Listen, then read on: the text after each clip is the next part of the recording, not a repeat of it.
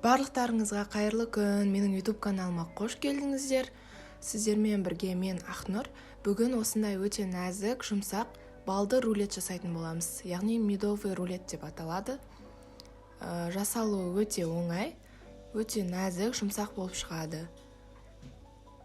Және көп ингредиентті қажет етпейді. Ең бірінші ыдысымызға 3 жұмыртқамызды жарып аламыз.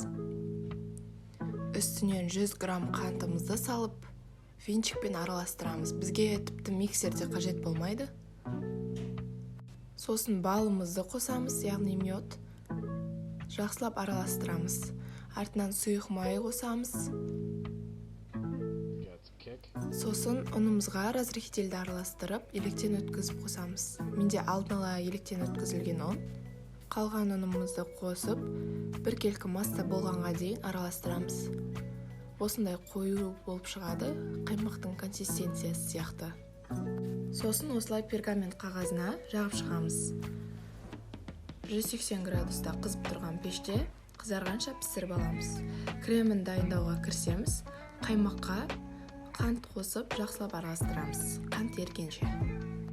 Сосын осылай піскен коржымызды алып, шет-шетіндегі күйгендерін кесіп тастаймыз. Осылай ыстықтай орап, суытуға 5 минут қоямыз да, ортасын шанышқымен тесеміз, крем тез сіңу үшін. Сосын кремімізді құямыз. Қаймақ 25-20% кем болмауы керек. Сосын қайтадан осылай ораймыз. Және шет-шетіндегілерін осылай бетіне сепсеңіздер болады. Өз қалауларыңызша әсемдеп, шайға ұсына берсеңіз болады.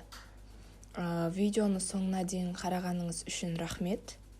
Менің YouTube каналыма тіркеліп, осы видеоға лайк басып кетіңіздер. Алда тағы да күшті рецептер шығаратын боламын. Сіздермен болған Ақнұр Foods.